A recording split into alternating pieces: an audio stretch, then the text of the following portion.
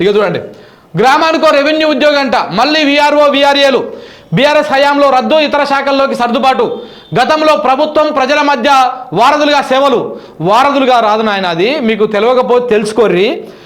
VRO VRA వ్యవస్థ, ఈ పట్వారీ వ్యవస్థ అనేది ఎంత దుర్మార్గంగా ఉంటుందంటే, పట్వారు కానీ ఉద్యోగం ఉంటే దాదాపు ఒక్కడొకడు కోట్లు సంపాదిస్తాడు.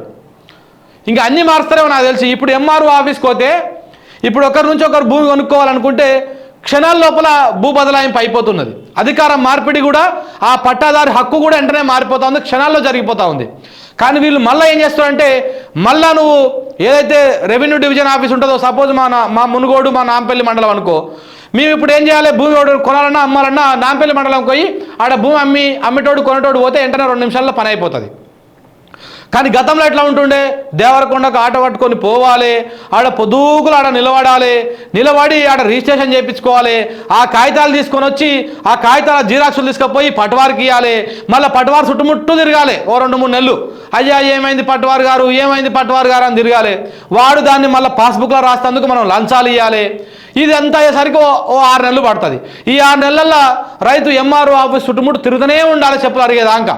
తిరిగి ఎంతో కొంత 20,000 30,000 సమర్పించుకోవాలి ఎకరానికి. అట్లా సమర్పించుకున్నాక కానీ ఆ పాస్ పుస్తకాలు మన చేతికి రావు. మళ్ళీ దాన్ని మ్యుటేషన్ కోసం పెట్టాలి. ఇంత పెద్ద తతంగం ఉంటుండే. ఇదంతా వద్దు, రైతులు ఇబ్బందులు పడుతున్నారు అని చెప్పేసి ధరను తీసుకొచ్చి 2 నిమిషాల్లో పని అయిపోయేటువంటి కార్యక్రమం కేసీఆర్ చేసిండు. కేసీఆర్ చేయగానే అరే మొత్తం భూమి పంచాయతీలంతా సెట్ అయిపోతే, భూమి పంచాయతీలంతా ఒకటి దెబ్బతోని సెట్ అయిపోతే మరి మన మనుగడ ఎట్లా? ఇప్పుడు ఈ బ్రోకర్లు అందరూ కాంగ్రెస్ పార్టీలోనే ఉంటారు. ఏంది పైరవీకారులు బ్రోకర్లు అందరూ. మరి కాంగ్రెస్ పార్టీలు రాగానే మళ్ళీ వాళ్ళందరికీ మేలు జరగాలి కదా. అందుకని ధరని బంద్ పెట్టాలి.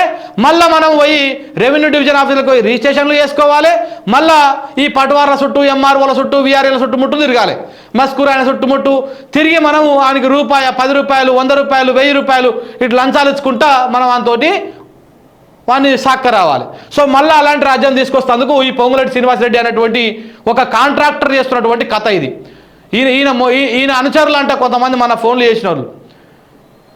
సో ఈ పొంగులేటి కాంట్రాక్టర్ చేస్తున్నటువంటి కథ ఈ విధంగా ఉంటుంది అనమాట. మళ్ళా ఆనాటి రోజులు తీసుకొస్తారు. నిజంగానే రేవంత్ రెడ్డి పాట ఉంటుంది కదా, అన్న రేవంత్ అన్న ఆనాటి రోజులు తీసుకొస్తాడు అంటే మళ్ళా తెలంగాణ రాష్ట్రము, తెలంగాణ ప్రాంతంగా ఉన్నప్పుడు ఉమ్మడి రాష్ట్రంలో ఎంత ఇబ్బందులు పడ్డామో మళ్ళీ గలాంటి రోజులే తీసుకొస్తా ఉన్నారు వీళ్ళు.